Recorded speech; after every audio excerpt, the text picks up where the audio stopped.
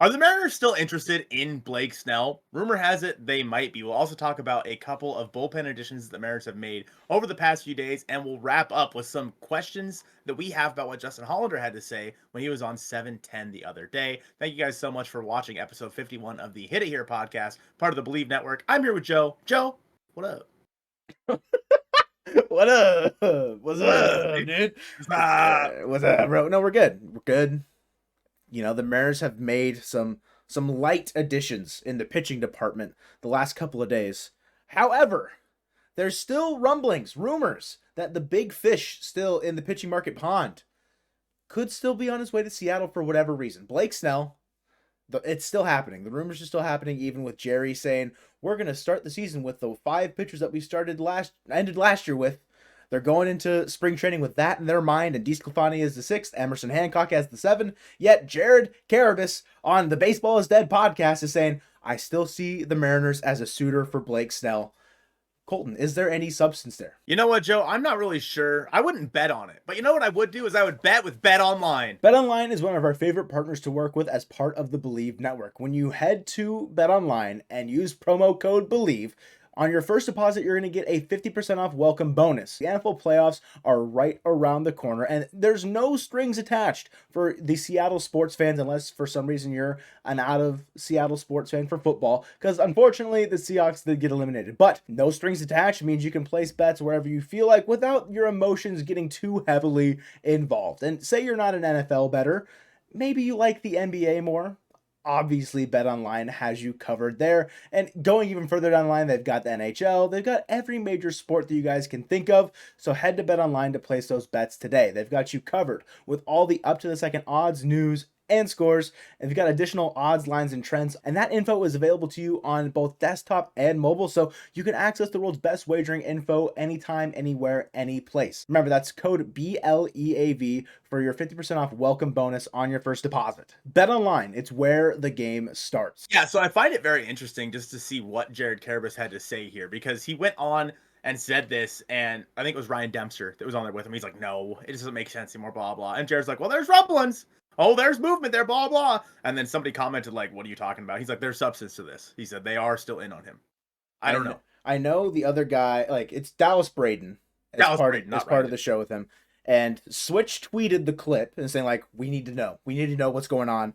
And then some other people were replying, like, there's, like, why is this even here? And then, like, there's actual questions being posed to Carrabis, like, is this real? And he's like, yes, there's substance to it. Like, he sees them as a serious player for Snell in this market. And it feels just very contradictory to me from what we've heard the last week from anybody in the Mariners organization about their direction with the rest of this offseason and how they are approaching the rest of this offseason going to next year. It does not feel like it's connected. Like the Blake Snell rumors and what the Mariners front office is looking at, they seem like they're in completely different worlds. Yet Carrabis says that there's still substance, and it's like, yeah, I guess because there's the hometown connection, there's still the market available for him. So like if he's there and he's willing to take a discount, why not go for it if you can't find any other people to fill out your roster with? I mean, sure, if you get him for 2 years,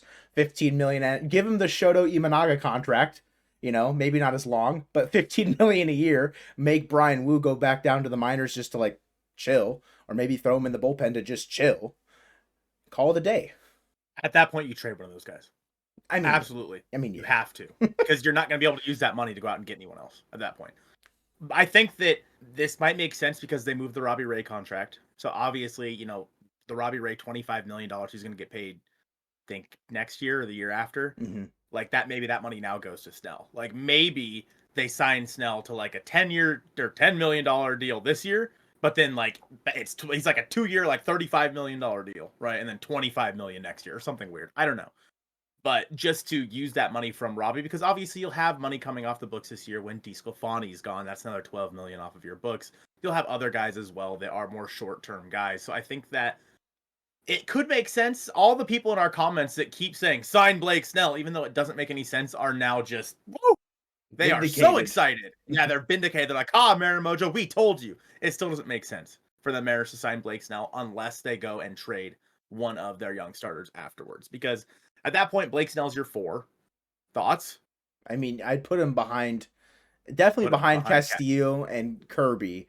Mm-hmm. Whether or not he's in front of Gilbert because you maybe want to throw a lefty in there ahead of 3, for rotation construction, sure. He's your 3, but am I trusting Gilbert more often than Snell next year? Probably just because I think Gilbert can grow, whereas Snell might be like at his plateau or like declining, even though he just won the Cy Young. I mean, that's no slouch there. Obviously, he won the Cy Young for a reason. But based around how I could see the Mariners and their pitching being projected, Snell at the 3, Gilbert at the 4, only because Snell's a lefty. Blake Snell and Robbie Ray are very similar players. Very similar. They walk everyone. Thoughts? And they strike out a ton of people. Yep. And they're both coming off of, a Cy Young. Mariners signed Robbie Ray when he won a Cy Young. Now maybe they'll sign Blake Snell. It's interesting because Jared Carrabis is a, national baseball guy. He was mainly for the Red Sox. Mm-hmm. If he's saying it, I mean, why would he be saying it?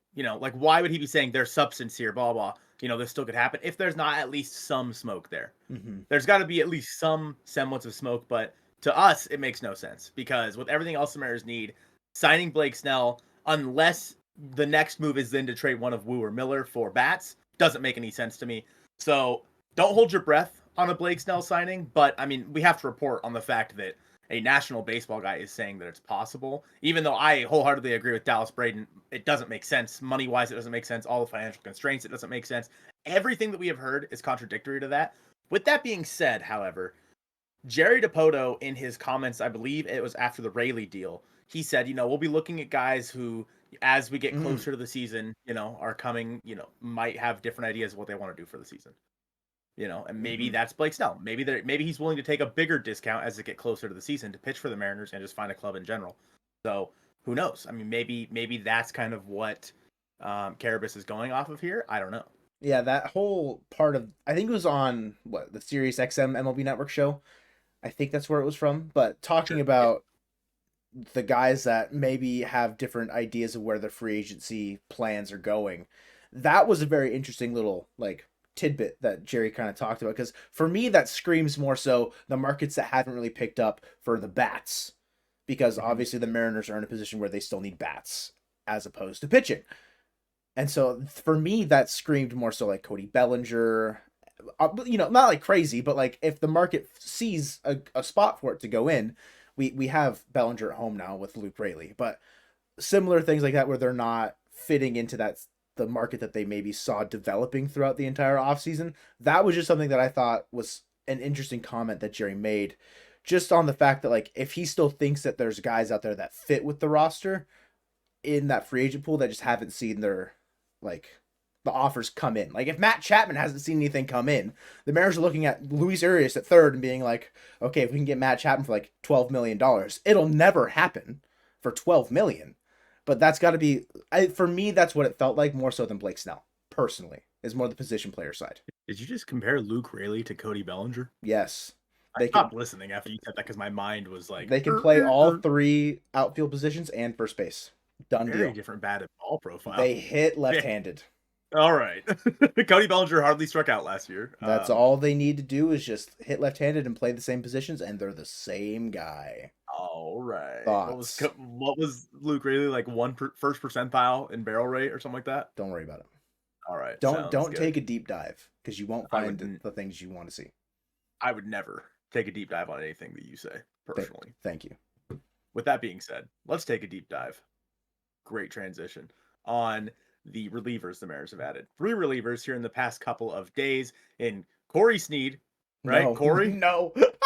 Kirby Sneed, Jonathan Diaz, and however the heck you say the other guy's name. Mauricio Llovera. I'm assuming it's Llovera, LL. Yeah. But he was added to the 40-man roster. He was DFA'd by the Red Sox in the Giolito deal, I think. I'm not sure what roster move caused him to be DFA'd, but yes, it was from the Red Sox. So, I don't know. I mean, interesting guy. He had a 2.25 ERA in AAA or something like that last year. I don't know if there's anything there. He's struggled in his limited appearances in the major leagues, but he's still under club control through 2028, even though he's been around for 4 years. I don't know. Weird. Yeah. Kirby Sneed and Jonathan Diaz, both left-handed. I mean, just the right now, the Mariners are filling out their depth guys. is what this is. Do you think there's anything with these guys right now? Certain things to note, I think, about each one individually, right? Jonathan Diaz is a swing guy. He made, I think, 8 starts last year. It might have been in AAA, but he did make 8 starts across, I think, his 38 total games that he pitched in last year. So it's possible that he could make a spot start for you if need be. Would you trust him more than Darren McCacken? I don't know, right? If it's like someone where we're that desperate, maybe not, right? But it's nice depth to have there as a guy that's a swing guy similar to Anthony DeSclafani that we just picked up as well. For Kirby Snead, he's 29. He pitched in 15 games last year to a 4.63 ERA. Nothing really special to write home about. It's just, again, it's a depth piece. This is like, oh, I was going to say his name, but I already forgot it. The guy from the Blue Jays that was a reliever 2022 that we forgot that one podcast. Huh? Trent Thornton? No, you said 2022? Yeah. Ryan Barucki. Yeah. For me, Kirby Snead is just like this year's Ryan Barucki potentially. Like you might see him. I had to tell him that name. Don't let him cut out the part where he asked. I'm not going to. Don't you worry. I'm going to cut that out though. Snarky. Snarky. But yeah, he's going to probably pitch like 2-3 innings and then we'll never see him again. JB Bukowskis? Maybe, right? It's just these depth pieces that you're adding, it's good that they have options. Because you're going to need to be moving guys up and down, left and right, whatever, when the season comes around if you have to make some roster moves in a pinch. The bullpen is the easiest place to make that happen. But the most interesting one, though, for me is obviously Llovera because he did get added to the 40-man, like you said. Hit 95. He's touched like close to 100. I think I saw Joe Doyle tweet about it. He's used to hit like close to 100, but mainly sits around like 95 these days. But if the Mariners lab can do anything to these guys to turn them into useful in some capacity, they'll be fine. Is this guy gonna go out there and take innings away from Topa, Brash, Munoz right now? No. But if he lengthens your bullpen in some capacity, that's great because it's a long season. The Mariners, I can't say this with confidence, but the amount of arms used in each and every year, it's not just going to be the strict 8 guys you start with your pen at the beginning of the year. Like, I don't know how many the Mariners used last year, but I'll say like 20 relievers last year. At least, yeah. Right? And so if Llovera's making some appearances out there, he throws a total of like 20 innings, that's great. And hopefully he's just not ass. And that's just what you got to hope for. Hopefully he isn't bad. Because you know what? Wow. Very good analysis. Words of wisdom. Hopefully he's not ass. Because if he's ass, so be it. Because what did we do to get him? Picked him up off waivers and paid him league minimum? Fine with me. We've talked about this before. Like, anytime the Mariners pick somebody up, like a reliever of some kind, it's notable. Like, because of how good they are at turning these guys into something, it's notable. When they pick up the Gabe Spires, the Paul Sewalds, they trade for the Justin Topas, it's notable. And like Joe said, could these guys be people that are going to throw high leverage innings for you? Probably not. It's unlikely. It's always unlikely when you pick up guys, especially on a waiver claim, that they're going to be anything. But there's always that possibility. I mean, you can't look at the Mariners bullpen right now and not realize that they built it based on like the idea of finding guys that nobody else thought could be anything and turning them into something with the Topas, the Spires, Taylor Saucedos, obviously Paul Sewald last year. You got Paul Sewald on a minor league deal and turned him into 2 or 3 everyday-ish bats. Like, that's crazy. And I think that looking at these relievers, you probably, like these names, there's a good chance you never hear them again. This is the last time you hear them. But there's that slim possibility that these guys are all of a sudden going to be closing out the World Series. You never know. like all of a sudden Kirby Snead is going to be blowing it past past Shohei Ohtani in Game 7. His average 93 mile an hour fastball, blowing it by him. All right? Mark this down. When Kirby Snead strikes out Shohei Ohtani in Game 7 of the World Series in 2024, Colton said it, all right? I didn't say he has to be pitching for the Mariners. I just said to Kirby Snead in general, so I'm giving myself a wide net. Yeah. But 29 or 28 other teams. Going back to the World Series, there'd only be 14 other teams play the American League, but it's fine. That's a good point. Going back to Llovera for a second. His slider, which is the pitch that I think the lab can really hone in on. A lot of the times, I think when we acquired Topa, that was the conversation of, oh, he's got this slider that just moves like nothing else that we've ever seen. Llovera's slider has 15.3 inches of break, which is I think it's 7.7 more inches. It's a lot than the average. This is about 7.7 inches, according to you. So it's like he's got this devastating slider statistically. Can he use it as a weapon in game? Can he use his sinker as the like opposite end of that pitch where it breaks a different way, but you're still in that same arm slot? Potentially, right? It's just a matter of whether or not he gets the opportunity to, and the lab, as it's been deemed, can make use of it. These guys, especially somebody like, how do you say his last name? Llovera. He will probably, I don't know if he'll slot into the bullpen opening day. We'll have to wait and see, obviously, depending on injuries and whatnot. But he's on the 40-man already. I don't know if he has options or not. I'm sure he does. But he's a guy that you could throw in there and he could pitch like the 6th inning for you. And at the start of the year, guys like Bryce Miller, Brian Wu, all these guys, they're not going to necessarily be throwing, 8-9 innings in the first few, like the first month or so of the season. That's just, you ramp guys up slowly. And Justin Hollander actually mentioned that in his radio spot. He said that while they're not going to be throwing a bunch of innings at the start of the year, there's really no hard innings cap on either of those guys. Similar to how Kirby and Gilbert didn't have innings caps on them, these guys aren't going to have innings caps on them. I'm more surprised about that for Brian Wu than I am Bryce Miller. Yeah, without a doubt, because it's the injury concern, and we're the whole conversation about Wu last year was, oh, this is the most innings he's ever thrown in his professional career. How is he still out there throwing baseballs? And when it came down to September, I don't want to say like Phantom IL'd him, but they pretty much Phantom IL'd him to allow him to just catch a little break and be there at the end of the season should they need it. And he made a start against the Rangers that was pivotal to keeping the Mariners, season alive, and that was only possible because they shut him down for 10, 15 days because of the amount of innings that he was throwing. Hearing that he's not going to be on an innings limit next year is very, very surprising to me.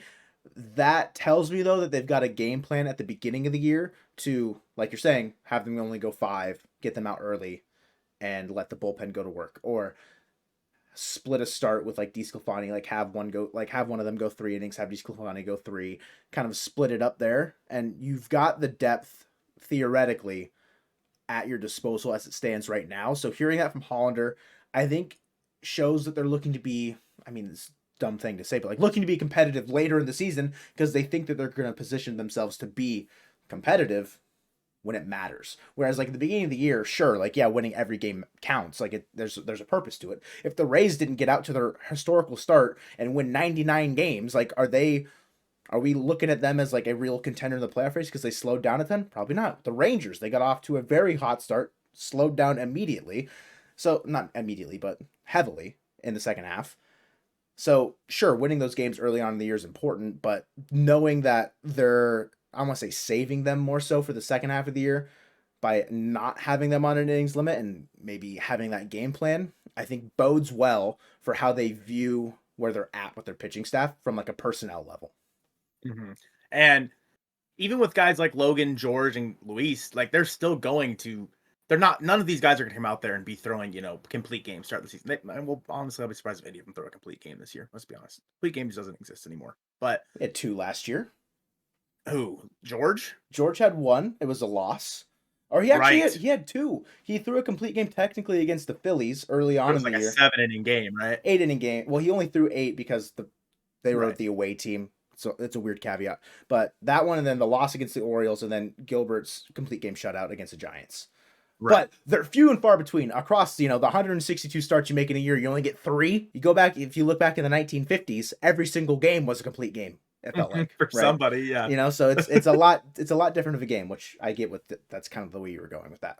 Mm-hmm. And so I don't think that it's necessarily anything to be concerned about. Like I don't think that if we see these guys get pulled after the 4th inning, we need to be worried at the start of the year, unless they're obviously in some pain. You got the trainer coming out or what have you. Mm-hmm. You don't need to worry too much about it. And I think that it's interesting because in this same interview spot, Hollander said that the trade market right now is weird. He said that there's not a whole lot of teams other than your typical, maybe the Rockies, the Athletics, etc., the teams that suck, that are willing to take prospects in trade packages. It's MLB for MLB trying to fill out their roster right now. And that honestly is kind of a big hang up for the Mariners. Joe, tell them why. For the Mariners, there's really only a couple pieces, I think, that are on that major league talent level that you're willing to dispose of or trade in a package to get other MLB talent back. Like, for the Mariners, I don't want to say that their roster depth is thin in any way, but if you're looking to acquire MLB talent, trading away from whatever talent you already have, it's hard to make significant upgrades, I think, within a singular season by trading. Like, you're talking about like maybe like a Ty France and Jorge Polanco trade in my head with that conversation, like MLB talent for MLB talent. And sure, that trade would be fine in some capacity because then the Mariners go out and sign, say, Rhys Hoskins to play first base. So there's options for them there, but would you be more inclined to trade some, Gabby Gonzalez and a reliever, or Gabby Gonzalez and like two other prospects for Jorge Polanco with his $10 million this year and a mutual option in 2025? Maybe, just because that allows you to retain Ty France, who maybe, we're banking on being a bounce back candidate with Driveline, and maybe we're valuing that too high as opposed to trading him and then signing Rhys Hoskins, which is another, I think, potential bounce back candidate in the fact that he's recovering from ACL surgery. So there's a lot of, I think, ins and outs and caveats for this market that Hollander's saying just doesn't really exist for low A guys. And that's where a lot of the, I don't want to say like cream of the crop talent is for the Mariners right now, but it's true. Cole Young finished the year in Everett. It's high A. You got first round draft pick Colt Emerson, first round draft pick Ty Pete, first round draft pick Johnny Fumello, all in Modesto. Same thing with Lazaro Montes. Harry Ford's in high A. Like, the best prospect in Double A at the end of last year was Tyler Locklear, and he got called up at the second half. So he's hardly Double A like level prospect, in my opinion, in terms of where they've seen playing time. And so those prospects that are moving around that you might see, they're not going to be a lot of the guys in the Mariners system. Like maybe like not Jordan Lawler, what's his name? Is that the guy from the Diamondbacks? Yes. I don't know. I am imagining some guys that just have been kind of blocked by other major league players on certain teams that could be making trades, like maybe like the Everson Pereiras on the Yankee. Like, there's guys that just have been blocked by other teams and other players on their roster that have been at AAA or, the higher levels of the minor leagues that would be moving, as opposed to a lot of the personnel on the Mariners. Matt Mervis. Great name. Great Thank name you. drop. The Wow, guy that really we've been focused in on for the Mariners, I feel like, for a while, just in case, but never really happened. And maybe he'll get a starting job in Chicago finally, but who knows with what the Cubs are going to do, because they just signed Imanaga, so maybe they're in it, maybe they're not. I don't freaking know. But the trade market for the Mariners, it seems like that's where they're going to have to go. Maybe.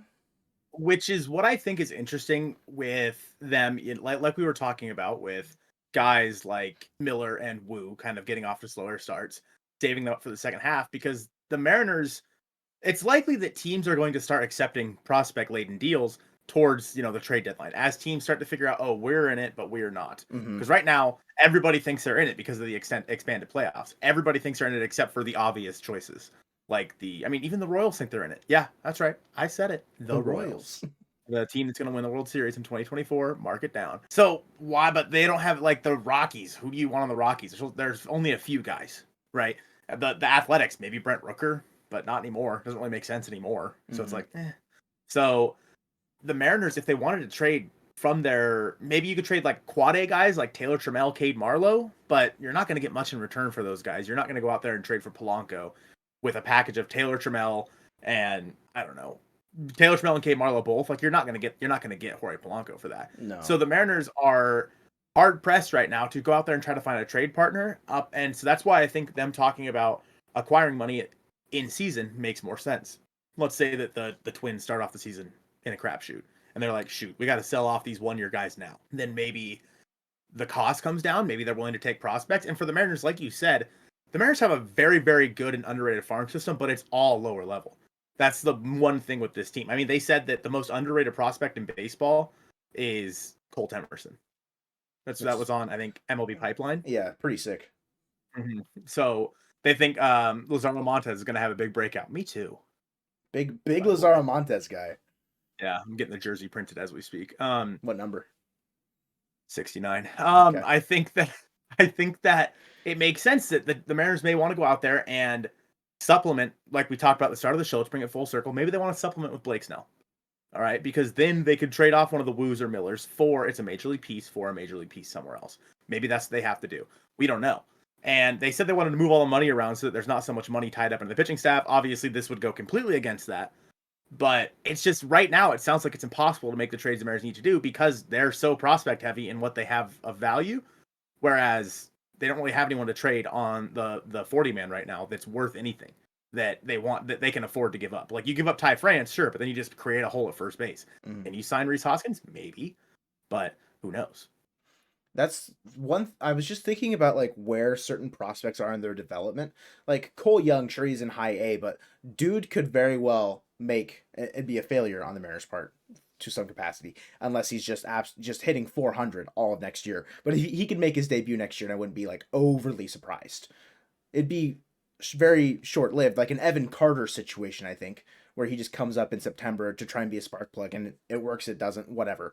But everybody else, their development and their like ETA to the MLB, according to the MLB pipeline, seems about like a half year off. Like Cole Young's still listed as 2025. I don't think he's that far away. It's not like a guarantee, but whatever. I was thinking about Jonathan Clase. He was AA for most of last year. And like Emerson Hancock. Those are like the two guys. Like, sure, Hancock, is he really MLB? I'd say he's the best prospect, that level of young, like on the fringe of like AAA MLB, because he was pitching in MLB last year. That would be the one that I would say is in that realm of like he could be a part of a trade package. That's not, he's a prospect, putting quotes around prospect, because like he's he's on his way out of that. And like Jonathan Clase, because his tools I think can play in the MLB today. If the season started tomorrow, he could be the bench guy stealing bases for I think any team in the MLB, because his speed is undeniable. And so if you find a trade partner that wants some outfielder that if they think they can develop his hit tool and utilize his speed in some capacity, and they get a young pitcher out of it for a guy that they probably don't want to pay, maybe that's how it works out for the Mariners. And I mean, I feel like you could throw Ryan Bliss in there if you need to. Sure. Like he's another guy that I feel like is close enough to the big leagues that teams might accept it. Like, I don't know if it would be a team like, that's on the precipice, like a team that's right there, but a team that's looking for a young, controllable second baseman. Well, the Mariners are, but Yeah. So I don't know if like that makes sense for the Mariners to do, but you have to, if you're the Mariners right now, that's the realm you have to think in. Because apparently, according to Justin Hollander and crew, and what we've seen as well, I mean, we've seen more MLB for MLB deals this offseason than I can remember in recent history. Like, I have not seen all that many prospect-laden deals. Obviously, we can talk about, like, the Juan Soto deal, but even that had a lot of guys who were already in the big leagues. Or, like, close to. Like, they're not, they're not trading guys that are going to be ready in 2029. It's, like, 2025 and, like, 2026, maybe at the latest, but, like, Michael King was like the big part of that, and he was fantastic for the Yankees last year. So if you're the Mariners, how do you go out there and fill out this roster the rest of the way? Because I've talked about trading for Polanco with prospects, but it sounds like that's not really an option. Do you just do Emerson Hancock? Would you do? I think we talked about this. Would you do Emerson Hancock straight up? Yes. Yeah, you would. See, I only if they pay down the contract a little bit would I do it. But I'm starting to lean towards the point, just because I really want to get a guy at second base, that I'm just whatever. Screw it. Take Emerson Hancock. Go. Give us Polanco. So maybe that's what you have to do. Maybe that's the next move for the Seattle Mariners coming up in 2023, 2024. What year is it? 2027? I don't remember. Going more into what Justin Hollander had to say, he talked a lot about how he likes the Mitch Haniger and Rayleigh depth that they've added. And I agree with that. I think that is, both those guys are good depth, but I don't think that they necessarily should be your starters every day. And we've talked about this in previous videos. But adding a piece in the outfield, I think, is still very important as well. I don't know who. Like you said, maybe earlier, maybe Cody Bellinger. Kevin Mather comes hat in hand. Somehow, some way. Contracts, please. We'll work for contracts. So maybe that's the piece that the Mariners need to go out there and get. Maybe they need to go out, because obviously Teo's off the board now. Jorge Soler's still out there. Maybe, maybe his price comes down. Although I wonder if his price is going to go up now after what Teo got. It could. I mean, I'd say Soler's close to value in Teo, but I would rather have not Soler more. than Teo. That's what I'm saying. Like, if it's not more, it's right at what Teo got. And whether or not that's the deferred money included or not, that's that's the whole that's part of the conversation that they're likely needing to have. But so adding an outfielder, I just think they have to be a like utility guy. Like it has to be someone that can play the infield as well, because like it's just going to be so crowded in that way. If you move, and it's not a bad thing that it's crowded, because I don't know, you still have Sam Haggerty on your roster. You don't necessarily have to carry Dom Canzone, but like it's looking like Dom Canzone should figure into and like be a part of the major league roster on opening day, unless something else happens. But that's what I think a lot of the signs are pointing to. It's just how does he fit? Because I feel like Luke Raley's very like going to be taking at bats away from him, and so if you add another outfielder into that fold, it's just taking more at bats away from him. But like, do we need to be guaranteeing Dom Canzone bats? At bats, Jesus, I hope so. He needs something to swing up there. Should we be guaranteeing him at bats to begin with? It's that same conversation of like, should we guarantee Ryan Bliss the starting second base job when he was tearing it up in the Arizona Fall League? Everyone's like, oh my God, Ryan Bliss. Like, no, we shouldn't. But that's my hang up is like, where's the fit in the outfield for the Mariners signing a guy for like $10-12 million? Right, and I think that is when you have to talk about the Francisco Polanco deal, and then you move Raley to first base. And then maybe Soler is in the left field, but he's bad. He's terrible in the outfield. So like, you don't want that. And all the times that he's been in the outfield for a lot of the season, he's gotten hurt. Whereas his 3 most games played, his 3 years where he's played the most games, it's probably a better way to word that. Yeah. He DH'd for like at least 60 to 70% of the season. So obviously, maybe you move Mitch Garver to first base. Right. And then I mean, that's like, the same conversation. Exactly. His injury history is related to him being in the field. If we sign Soler, we've got 3 DHs and there's only 1 DH allowed to play a game. Right. Just the fact of the matter. That. Just sign. We'll write a letter to Rob Manfred tonight and say, hey, we need more DH spots. We're bringing back the Jack Zarenzik era. All right. I think we already said this before, but it's funny. Kendrys Morales is out there. We have Corey Hart, all these guys. All right, that's our outfield. Corey Hart's in left field or wherever he was for the Mariners. No defense, just dingers. That's right, just dingers. JD. Speaking of which, JD Martin. No. Now there are 4 key takeaways from the recent comments made about the Seattle Mariners that you guys need to go check out. That video is on the screen now. I appreciate you guys watching episode 51 of the Hit It Here podcast presented by Bet Online, and go Mariners. Bang.